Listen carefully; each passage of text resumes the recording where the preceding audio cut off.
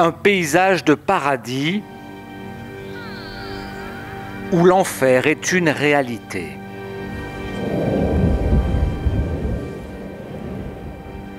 Lave, magma, gaz, autour de la Sicile, Etna, Stromboli, Vulcano, Pantelleria, tout n'est que volcan et éruption.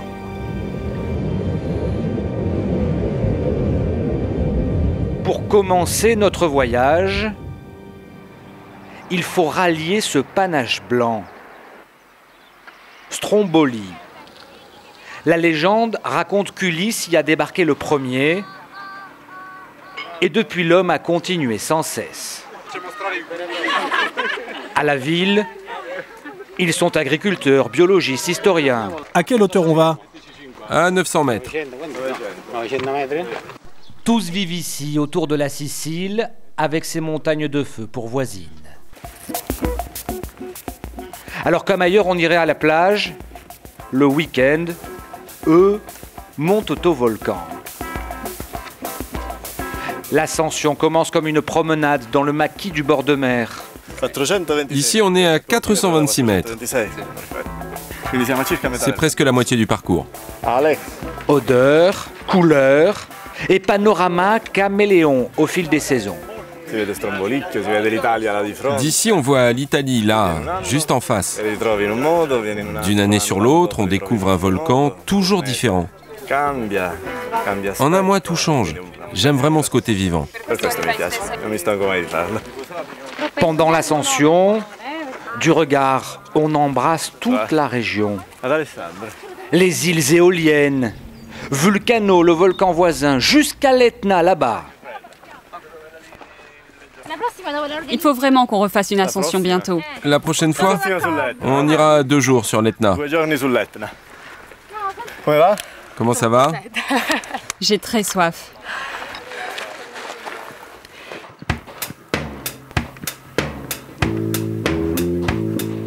La végétation a disparu. Les pieds s'enfoncent dans la cendre et la pierre ponce. 1000 mètres d'altitude. On approche du sommet. Et comme dérangé par nos pas, le volcan se réveille. Il y a une éruption du Stromboli. Regarde, regarde. Il y a de la fumée et des pierres incandescentes. On voit bien les émanations de gaz et les projections de lapilli. Les lapilli, ce sont des petites pierres de lave, un petit peu comme ça.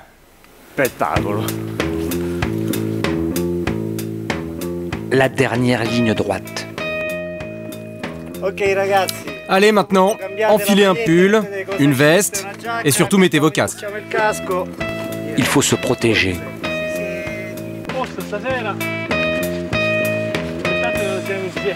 Bientôt, le premier cercle des enfers.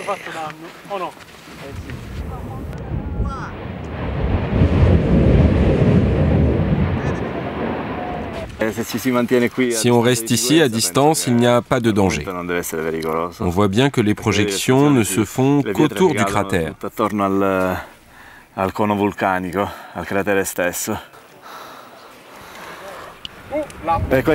Regarde, regarde.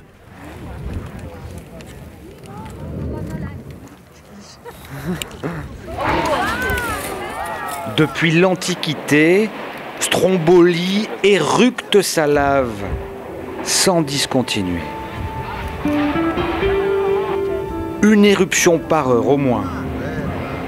C'est le volcan le plus actif d'Europe. Et ça fait 2500 ans que ça dure. Cette force de la nature me fascine. C'est toujours aussi incroyable. Je pourrais rester ici toute la nuit.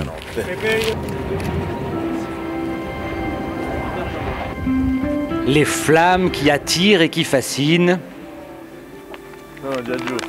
Il va bientôt falloir redescendre.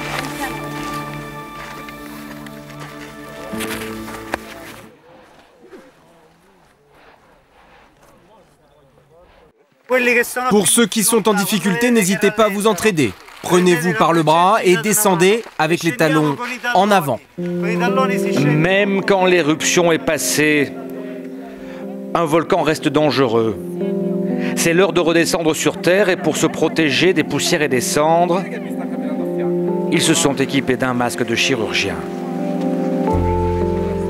Sur la pente, comme le prolongement des coulées, ce sont autant de petites lucioles qui dégringolent vers la base du volcan.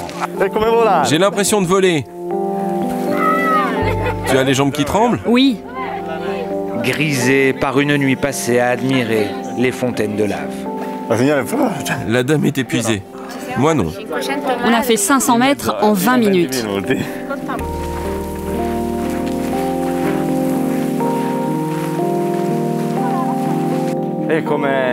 C'est comme un pèlerinage.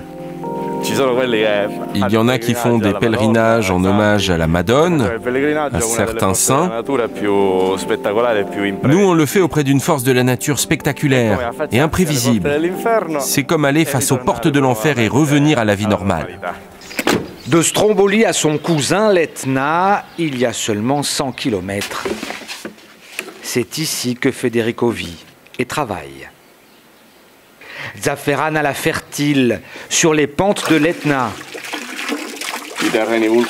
Les terrains volcaniques sont très fertiles, difficiles à entretenir, mais très fertiles. Du fer, du magnésium, du potassium, du sodium, du phosphore, les cendres qui retombent du volcan en sont chargées. Tout pousse ici comme par miracle, le reste n'est qu'une question de volonté.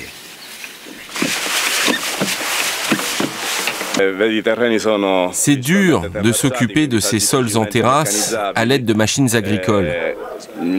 On fait tout manuellement. Nous sommes sur une vieille coulée qui date de 1284-1285.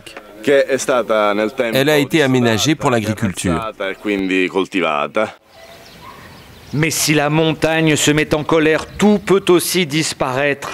La lave n'est jamais très loin. À Zafferana, on le sait bien. Et Giovanni Tomarchio, encore plus que tout le monde. Il y a un mois, avec sa caméra, il a filmé la lave aux portes de l'église.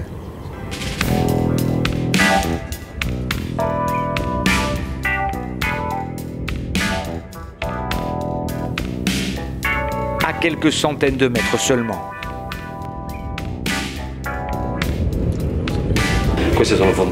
Ce sont des geysers de plusieurs centaines de mètres. On sent bien la chaleur quand on est tout près. Et le son est extraordinaire. Quelquefois, c'est comme le réacteur d'un avion. C'est le bruit des gaz qui se libèrent à l'intérieur.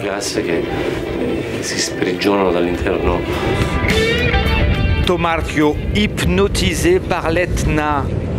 Filmer le volcan, c'est son métier. Pendant les éruptions, il est le seul que les autorités autorisent à approcher du cratère.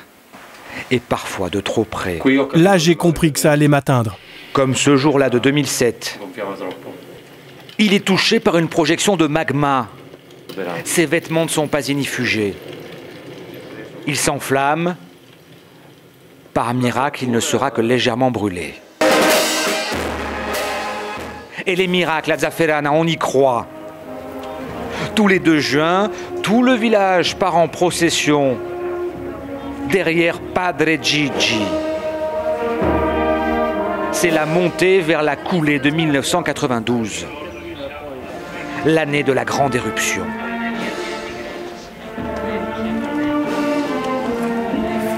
Ici, la lave s'est arrêtée à quelques centaines de mètres des premières maisons. Un miracle que l'on célèbre par des prières et des incantations.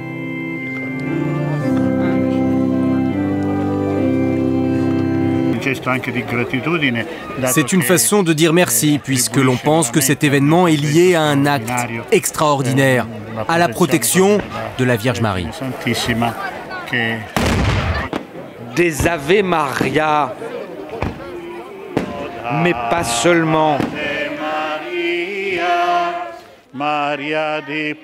Des flammes et des fusées aussi, parce qu'à Zafferana, On n'oublie pas qu'on vit au pied du volcan.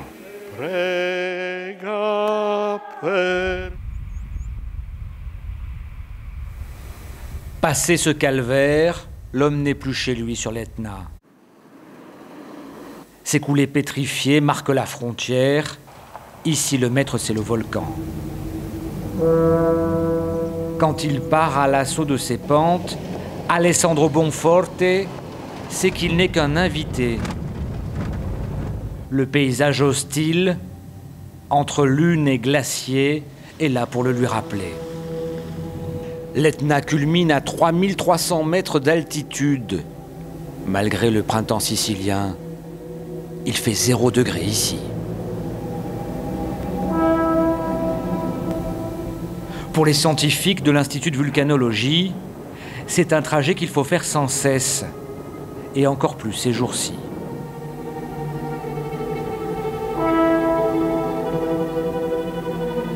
Ces 18 derniers mois, le monstre est entré en éruption 25 fois.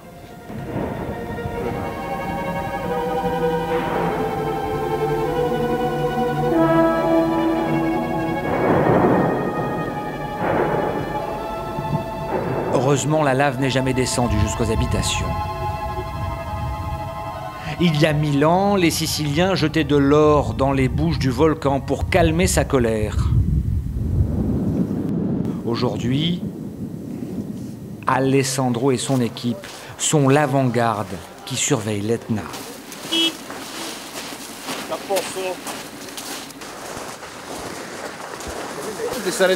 Tu te rends compte à quel point la route s'est surélevée? Ici, l'oxygène se raréfie. Nous sommes à 3000 mètres. Mi-vulcanologue, mi-alpiniste. Ici, la neige dure toute l'année parce qu'elle est recouverte par la cendre. On ne la voit plus au bout d'un moment. La cendre isole la neige de la chaleur du sol.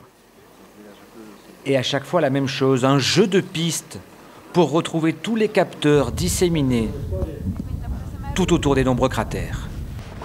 Nous marchons sur des scories, les traces de la dernière coulée de lave. Ça a recouvert la neige.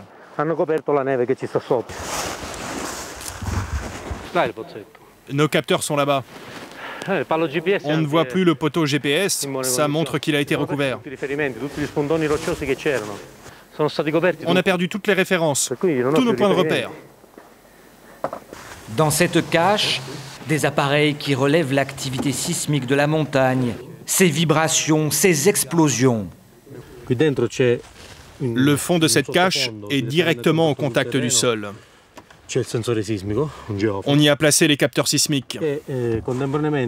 En haut, on recueille les informations pour la station sismique et le poteau GPS qui se trouve juste là. Il faut bien regarder que la neige ne soit pas rentrée dedans. Heureusement, ce n'est pas le cas. Si la matière changeait au sommet du volcan, nous le verrions en temps réel.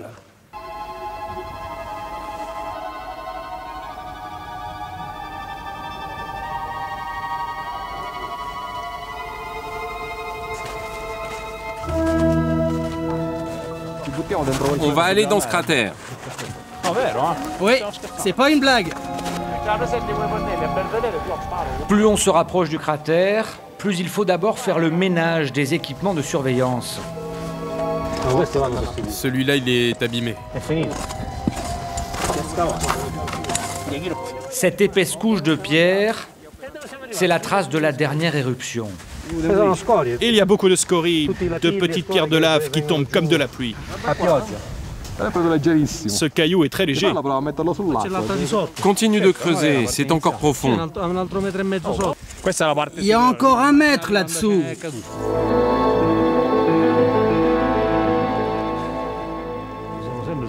On est au sommet d'un volcan très actif. Alors oui, forcément, la zone est à risque. L'eau, en s'infiltrant, atteint quelquefois des seuils de température très élevés. Plusieurs mètres cubes s'évaporent instantanément et ça explose. Ça peut arriver à n'importe quel moment sans prévenir. Mission terminée au sommet du volcan. Aujourd'hui, l'Etna s'est montré clément pour les hommes. Il s'est juste contenté de fumer.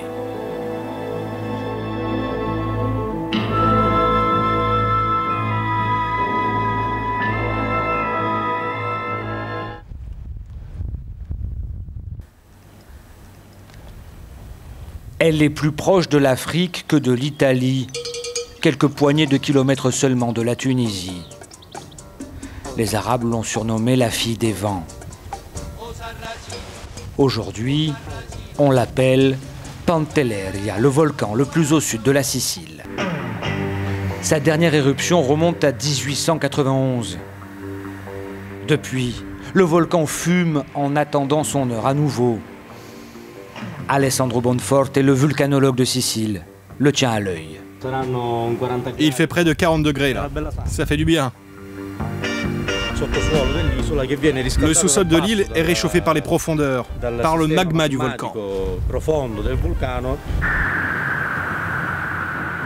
Malgré le bruit assourdissant des rafales de vent, il faut écouter le cœur de la montagne pour prévenir toute nouvelle éruption.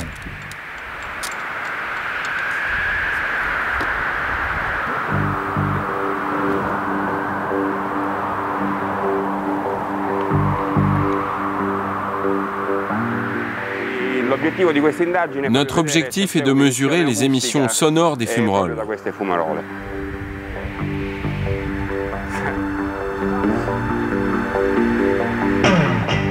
83 km² de lave et de végétation. Pantelleria est grande quasiment comme Paris. Mais ça n'est que la partie visible de ce volcan. Ce volcan descend à plus de 2000 mètres sous le niveau de la mer. Cette morphologie extérieure complexe se retrouve probablement sous l'eau. À moins 100 mètres sous la surface de l'eau, le cratère sous-marin. Ici, la croûte terrestre est 2 fois moins épaisse qu'ailleurs, 20 km seulement, entre la surface et le cœur de la Terre. Le volcan y a fait plus facilement son nid. Et cette poudre blanche que l'on voit, ce sont tout simplement les cendres de l'éruption d'il y a 120 ans. Partout, les mêmes fonds, les mêmes montagnes et une autre île à 10 km maintenant de l'Etna, Vulcano. Comme Pantelleria, sa dernière éruption remonte à 120 ans. Ici, l'été, des milliers de touristes viennent faire le tour de l'île, accompagnés par Froufrou, pour faire jouer leur imagination. Regarde là les yeux du crocodile. Et ici, comme au pied de chaque volcan de la région, les croyances païennes ne sont jamais bien loin. Ce rocher ressemble à un ours. On m'a beaucoup raconté d'histoires sur des animaux étranges et moi, j'y croyais. Déchiré entre Vulcano et un catholicisme chevillé au corps. Face à ce syncrétisme, le père Lio ne baisse jamais les bras. Son credo qu'il tente d'enseigner à la population, Dieu nous protège, même quand le diable s'appelle Vulcano. Et avec son eau bénite, le père Lio va tous les jours combattre le démon. C'est la bénédiction de Dieu Tout-Puissant. Que l'Esprit Saint descende sur cette maison. La bénédiction sert à protéger cette famille et cette maison. Ça fait des années que le volcan est tranquille. Il fait le tour des maisons au pied du volcan. Au nom du Père, du Fils et du Saint-Esprit, que cette maison soit bénie.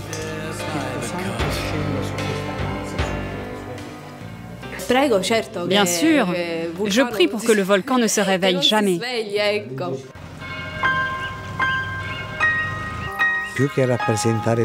En plus de représenter le mal, le volcan est une vraie menace pour les gens de l'île. Parce que comme tous les volcans de Sicile, Vulcano ne dort pas, il est actif. C'est ce qui le rend traître. Il fait simplement mine de somnoler.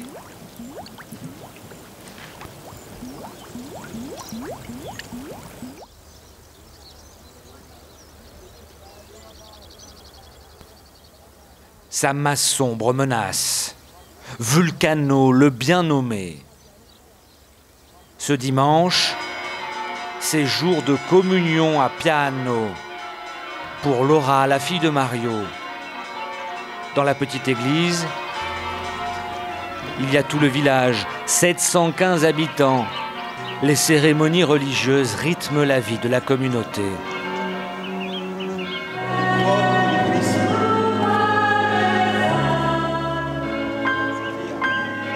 Et même si tous se placent sous la protection de leur foi, Seigneur, libère-nous de tous les maux. Le cratère et son feu ne sont jamais bien loin. Nous sentons que Dieu ne nous laisse pas seuls. Il est là, le cratère. Nous, les croyants, nous espérons que lorsqu'on prie, le volcan nous écoute lui aussi.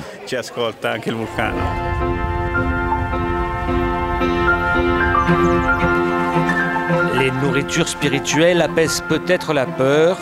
Ne vous éloignez pas du sentier, restons groupés. Mais mieux vaut quand même mesurer le danger du volcan. Alors après la messe, leçon de choses pour les enfants. Je suis trop maigre pour faire ça. À 10 ans, ça n'est pas facile de se lancer dans l'ascension. Il faut monter jusqu'à 900 mètres au-dessus du niveau de la mer. Vous savez pourquoi ce volcan est si pentu? C'est quoi comme volcan? Celui qui crache de la lave ou celui qui explose? Celui avec les cendres. Les enfants sont conscients qu'ils vivent sur une sorte de bombe. Mais avec le temps, cette conscience s'affine, on apprend à vivre avec. Yvan le tonton joue les initiateurs. La légende de Vulcano terrorise les enfants, demeure du dieu Vulcain et de ses mythiques forges. Avant, ça me faisait tellement peur d'imaginer que ça puisse exploser que je ne montais pas. Paolo, reviens! Et Yvan connaît aussi les dangers du volcan. Rien ne pousse ici. Paolo, tu peux me dire, c'est quoi ces roches? Elles sont volcaniques. Elles viennent du cratère de Vulcano.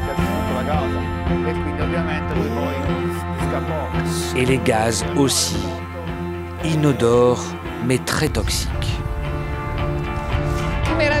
C'est merveilleux. Quand on voit ce spectacle, on sait qu'on y est presque. Même si c'est assez difficile de respirer.